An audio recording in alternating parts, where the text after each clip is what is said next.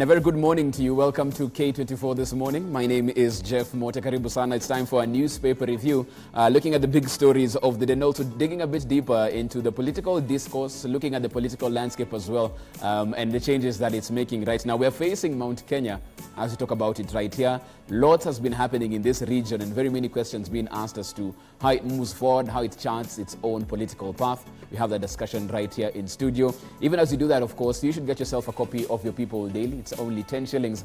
And the number that you dial is star 550 star 4 hash. Once again, the number is star 550 star 4 hash. Dial that number, get yourself a copy of your People Daily straight to your phone. It's brought to you by the People Daily and Safaricom. So once again, star 550 star 4 hash. Dial it and get it straight to your phone. Brought to you by the People Daily and Safaricom. And as you do that, in your copy of your e-paper, this is what you'll be getting on the front page. Why Kenya is staring at COVID second wave. Experts warn that the country could be forced into another round of lockdown should the public continue to disregard health protocols and keep the virus at bay. CAS Aman talking about in the last 7 days, we've seen the country's COVID-19 positivity rate rising from 5% to 12% by yesterday. That is, this being a very dangerous sign in terms of how these protocols are being followed. And you can get the details of that story on page 6 and 9 of your People Daily this morning. Also, in your PD, 198 private schools failed to reopen. Association says affected institutions cannot afford to pay teachers' salaries and meet other operational costs without fees or urgent financial help from the government. You can get that story on page 4 and 5, even as we look at week 1 of resumption of these learning institutions and their operations right there. Also in your PD, Ruto gets nod to hold Boda Boda fundraiser. It's been a key issue of concern in terms of how these public gatherings are taking place, especially with the National Security Advisory Committee directives that were given last week. So he gets a go-ahead on that. You can get the details of that particular event on page 7 of your People Daily this morning. Let's look at the front page of the Daily Nation now. Jubilee ODM plan to lock out rebels. Ruling party's assertion that politicians of questionable integrity and those with corruption cases will not be cleared to contest positions in grassroots elections, and Orange Party's decision to avoid an open contest seen as tactics to put political outfits in the hands of loyalists. So the Daily Nation taking a political tone to the front page. You can get the details of that on page 4 and 5 of your Daily Nation. Therein, parties headed for a major clash with members for imposing tough conditions. You can find that right there. Also in your Daily Nation, now police clear Ruto fundraisers. This, of course, talking about the Boda Boda fundraiser that he'll be doing later on tomorrow and Friday as well. You can find those details as well in your copy of your Daily Nation therein. Front page of the Standard revealed push to reconcile Uhuru and Ruto. A team of religious leaders, politicians and business people working round the clock to ease tensions between the president and his deputy. The mediators have held separate meetings with the pair and their closest advisors with an eye on another handshake. A picture of the president and the deputy president, of course, sharing a joyful moment right there. You can see that in your copy of your Standard on the front page, and you can get the details of that particular story on page 5. Also, the Standard looking at first week of school, how that's turning out. No masks, no fees. The new reality on day 2 of school. High turnout displaced students, parents without money, and broke schools were the order yesterday as learning started. You can find the details of that particular story and how things have fared so far on page 6 and 7 of your Standard therein. Very quickly, looking at the front page of the Star. Frantic new bid to end DP Ruto Kenyatta feud, says the Star as well. Religious leaders have met the two separately for talks on ending warfare. Expected to call joint press conference to announce ceasefire. That is what they're pushing for as far as that's concerned. And you can get the details of that particular story therein. Also, a story that caught one of my panelists' eye as she walked into studio. The Grand Mullah unleashes auctioneers on Kenha. They were supposed to pay him 750,000 shillings for a crack on his windscreen. They haven't done that yet. And the Grand Mullah looking at his options in terms of seizing Kenha's property. You can get that story in detail on page 2 of your Star. And finally, from page of the Business Daily, loss-making firms rule NSC list of top gainers. KQ, Uchumi, that's Kenya Airways, Uchumi, Samia Africa and Portland Cement saw between January and September You can find the details of what's happening on the Nairobi Boss in your copy of your Business Daily therein. But today, of course, it's front and center. Even as we look at some of these headlines, we're also looking at the central region. We're facing Mount Kenya and asking ourselves, what's the source of disquiet there? What really is going on in this particular region, even as we move forward? And what role is it playing in the political landscape in whole? We're having that discussion right here in studio. Very able panelists as well. Welcome. This is K24 This Morning.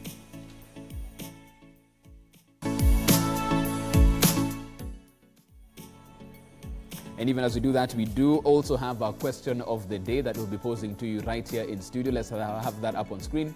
Are the regional meetings and rallies the hindrance to national unity? Once again, are the regional meetings and rallies the hindrance to national unity? That's a question we are posing to you this morning. Are the regional meetings and rallies the hindrance to national unity? You can send us your thoughts, your feedback on the WhatsApp number at the bottom of the screen. You can also get me at I am Jeff Mote or at K24 TV as we have that discussion right here. Let me get to my panelists, one in studio, one mashinani in the constituency as well. In studio, former Speaker, Nairobi County Assembly, Madam Beatrice Elachi. Good morning, Madam. Morning. Karibu. Asante sana. Welcome to the show. Thank you. I saw there's a bit of interest on that story in the Star, on the Grand Mullah and the 750,000. Oh yes, my senior counsel. Yes. I mean, he has done us proud because, you know, we have many people who joke with us on road. You find even guys who carry sand and all that. And they just take it for granted when they break your... if this happens, he'll have... taken us to America. You know, it's only in the US and in Europe where you find this happening. So I'm really waiting for it. They pay him, many people will really. It's an interesting precedent, you might say. And it shows that now we should stop joking also on road. We should stop, you know. We should do things the right way. If you're carrying sand, you cover it properly so that you also don't destroy other people's cars. Yeah. We're also joined by Honorable Jeremiah Kioni, MP Daragwa. Good morning, Bwana Jeremiah. Morning, Mote. Karibu sana. Asante sana, tuko hapa Daragwa, tunashukuru kupata nafasi ya kuongea kutoka hapa Bali. Na naona kuna kabaridi pale Daragwa pia. This is how it is always in Daragwa. It's cold, dry at times, very, very dry.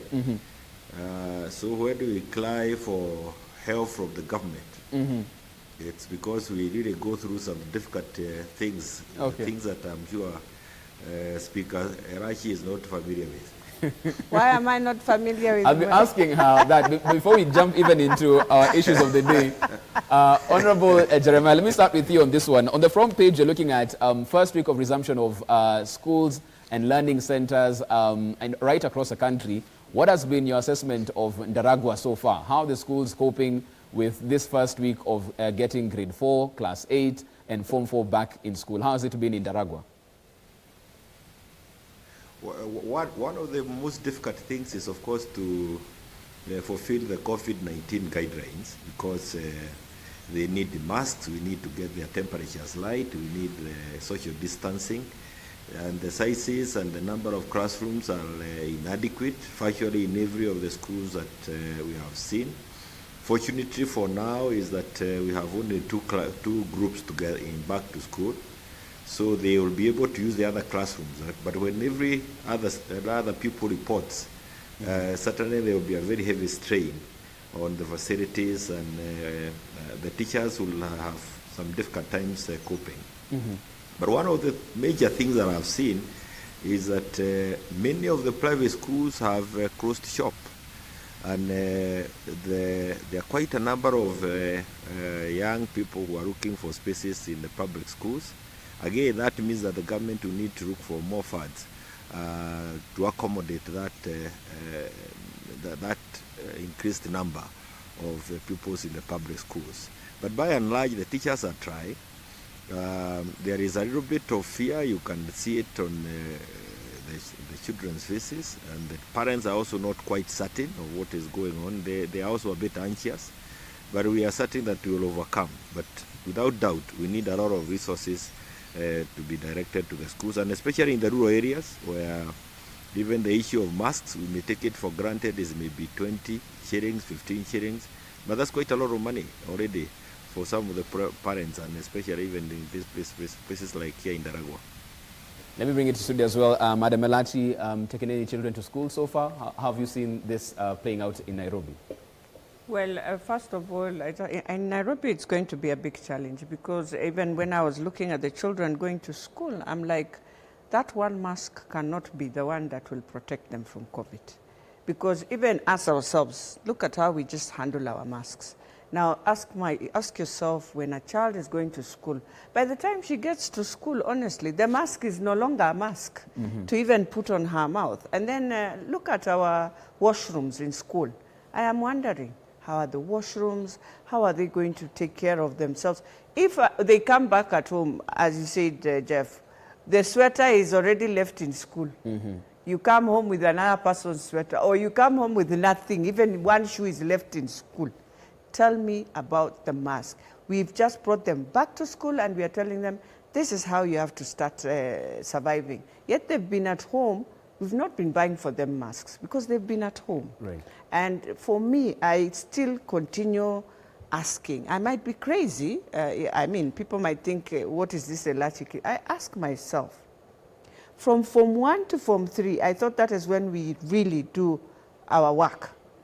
I always believed, and it happens, in the best schools of this country, Form 4 is their revision time. It is only in the other schools where people struggle with one book, and I've been saying, a school where one textbook has been shared with all students to do maths, but they will sit with the same exams with people who are doing revision of Form 4. And my ministry or my government is unable to tell me that indeed we can ensure Form 4s can do their exams this year and leave school this year as required. We can do the same with Standard 8. Because from Standard 1 to Standard 7, I thought that is what is more that comes for exam than what we so what we are trying to tell even ourselves in this country is that everything we do in Form 4 and 8 is very sad. Right. So for me, I still repeat, we did not need to take all our children back to school. We needed to take back the Form 4s and Standard 8 and lock them in school.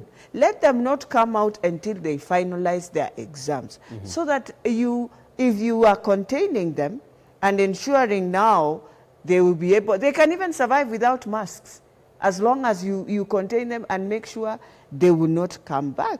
And whether the school was a day school or whatever, if it's for primary school, parents would have agreed to take whatever needs to be done, but for their children to finalize the year in a proper way. So that was my thinking then. But now the way it has gone, I can see, and then you're coming and giving us a headline, wave 2 of COVID. So you are about to tell again parents, after they have paid school fees, after they have done all this, then again we are now about to tell children to stay home. It's not right. So I think the planning, for me, I wish Form 4s and Standard 8s went back to school. We'll be having future discussions on this particular issue, on even a potential second wave that might be hitting the country with Ministry of Health officials in subsequent shows right here on K24 This Morning. But I want us to switch gears now, talk about the politics of the day. We've seen that making headlines on other dailies in the Daily Nation. It's all about Jubilee, ODM plan to lock out rebels. The Standard and Star talking about a push to reconcile Uhuru and Ruto. So we can see the politics doesn't stop even in COVID times. But when it comes to matters of the central region, there's this been overwhelming sentiment that there's some disquiet in the area. All is not well. There are rumblings from the mountain. Honorable Kioni, let me come to you on this. There's that narrative that, the citizens, the residents of central Kenya aren't too pleased with how things have been carried out so far.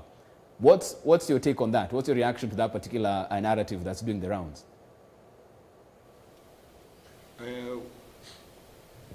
I think it is, that's a statement that you can answer from many angles. I am personally not pleased with the way things have been going, and my front of displeasure is this. The resources that have continued coming to our region, the Mount Kenya region, have continued to dwindle. And this is informed by many reasons, including some political misunderstandings. And I'm interested in a discussion that will ensure that we get adequate resources to help grow our region. And any political platform that is created or used that does not help me get more electricity supply to my people in Daragwa, that does not improve the very poor state of our road infrastructure, that does not help us get water for our people, that kind of a debate is not useful to me. Any debate that from whatever political platform that does not answer to the heavy demands of employment by the young people now in Daragwa. Before, we did not have very many graduate students here. Today we have very many.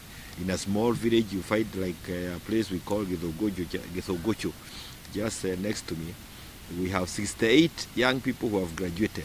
So I think we are not helping the discourse by just talking about issues of political alignment and who believes in who is supporting who. What we need to discuss in our region, and the debate, the discussion that I want to have with any leader, including those who would want to fight for the presidency, is how can we create increased economic opportunity for our region, for the people who have continued to labor in this part. And I know we are looking at the papers. You haven't, maybe you have the business daily with you. If you look at what there is now, the Swiss ambassador who was here 25 years ago, and he has come back to this country and he says that I am particularly interested in devolution. It has potential to change Kenya, fundamentally to bring state closer to its citizens and to foster greater and faster economic development. Any political discussion, any alignment, any coming together, to me, must be guided by this statement by the Swiss ambassador. And let me add, before you let me off, that if you look at what Kenya has risen from the 1990s economic crisis, this is true. The country has moved. The ambassador is saying the changes that he has seen because he came back after 25 years of being away from Kenya. And he has seen huge monumental changes within Nairobi. These changes are not in Mount Kenya region. And I want to challenge those leaders who are coming from Mount Kenya region. Make this your baby. These other discussions of who is going through this country after what period are completely misplaced, because you are only elected to ensure that there is development in your area. And for that reason, I will reach out to any leader, I will reach out to any region that can help me get resources in my country. I know, and I saw it in the Senate, if you want resources coming your way, it has everything to do with the number of senators who come to vote with you. Any political debate that we have must be guided by that number. And we have a statement that was made by the Senate during the last 11 sharing formula. Those who could not vote with us, I have no business supporting them for any political arrangement. I wanted resources in Daragwa. If you voted to deny me those resources, then I have no business sitting with you, because what else am I supposed to be doing in Nairobi other than ensuring that there is development in the areas that I come from? That is what others are doing in their areas, and we must stop being fooled by some gimmicks. If we cannot get resources because we are in the wrong formation, I would walk out of any formation. If I can get resources because I am in the current formation and it is helping me, I will remain there. Okay, my guiding statement in any political discourse is, am I getting resources to my people? Let me get Beatrice Elachi in on this one as well, Honorable for Kioni. Employment for the young people in Daragwa, in Nyandarua, in Mount Kenya region. Okay, I get the sense of what is of key importance in your area. Let me bring Beatrice in on this one. From what we're seeing, and a lot of drama in Central, from Oranga to different parts of the region, is it an economic question that is a source of this disquiet? Is it political formations that are really causing this jostle that we are seeing within Central Kenya? What, from your assessment, is the key issue, the bone of contention? The bone of contention, to be very honest to my Central people who are my uncles, is their own political formations. And it's because of the different ways of how they look at politics. One of the things that I know for the years I have grown up with my mother is that Central Province does not engage so much in this politics, and they come in the last, because they believe you do your work, you do everything, politics will come. You get? Now they find themselves in a very familiar territory where people, I think it's evolving now with young people and everything. And that's how now, because when you look at from the time you get in Matiba, the late, and you come straight to Kibaki, every time Central Province will come to that issue of politics, let's say 7 months to an election or 1 year to an election. It has come so early, and it distorts completely the way they look at things, because they believed you go, you do your business, you do your work, you do what is structural in terms of economic, and now the politics will come. But now, in this era, it's been very different. And I think that is where now, in terms of balancing and understanding, is where people will find it in a difficulty. But at the same time, yes, as I agree with Kioni, you will want to see people who talk about, but it is them to talk about that economic growth. It is them. Their people have been so kind to them. Some of them are 3-time members of parliament. They've been there in leadership. I mean, when you come at this time and you say that, and other tribes look at you and wonder, what are you telling us? You get? Because there's a sense they're telling us. But you see, I have always said, you can't be a politician who has been in power for 15 years in parliament and you are still talking of the same thing. Then there's a problem with you. Because all those things you want your people to get, that is why they elected you to go and fight for those things. That is why they gave you either CDF. Now we have come to devolved governments. I thought in devolved governments we will not have this cry. And I need to relook at the Constitution and ask ourselves, where is this thing that we left at the center pillar that still puts Kenya into a situation where we will always want to fight or to scramble for that we are not seeing?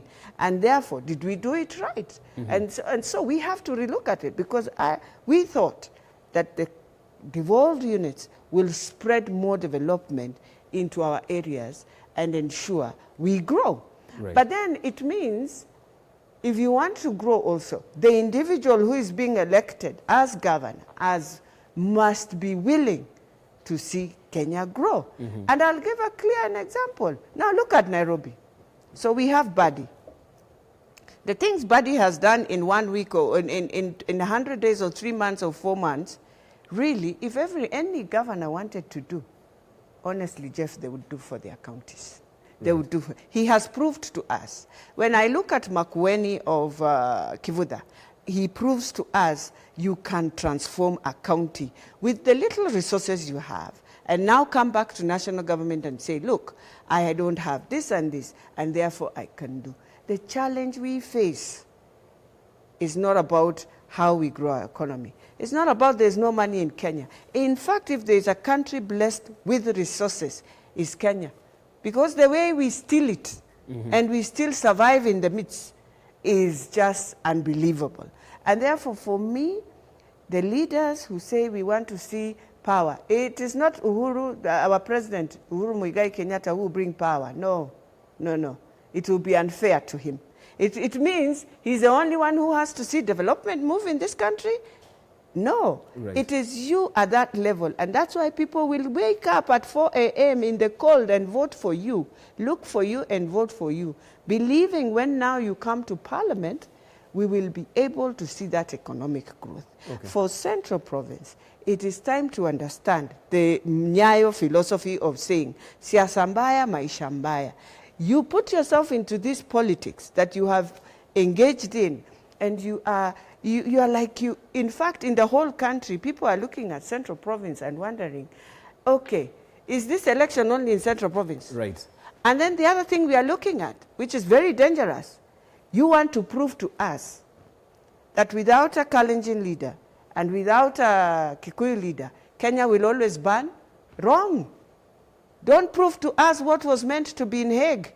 We removed it there knowing it was wrong, and it is a myth that people put in place to say until these two are together. But you now the leaders who are there now want to prove to us that this is how it is, wrong. And it has to come out of them that, look, we have a president who is in power, who we gave power that belongs to the people, who is doing his best to see things grow. He would want his region to tone down, and when the time comes, I believe we'll have a central a leader from Central Province who will want to be a president also. Okay. Who said if, when President Uhuru is leaving, no Kikuyu again can... No, the leader comes from God. I've always said that. Right. And therefore, it is just like the way we have it in the Bible. And I have no regrets to say that when I always say that people forget.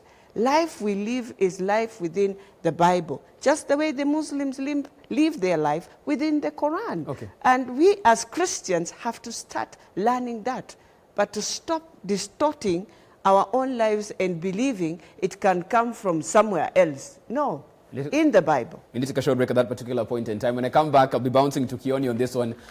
Is what we are seeing in the central region then an indictment to the leaders there? Have they not delivered the goods so far, and are the chickens coming home to roost? I'll be coming to him on that particular issue. Also be taking your feedback, of course, on all that's happening right now. Are these regional meetings and rallies really the hindrance to national unity? Because it seems like all eyes are really facing this particular region right now. Your feedback after the break. But don't forget, you can also get a copy of your People Daily. It's only 10 shillings. You dial the number *550 *4#. You get that paper straight to your phone, all courtesy of the People Daily and Safaricom. Short break, back with more.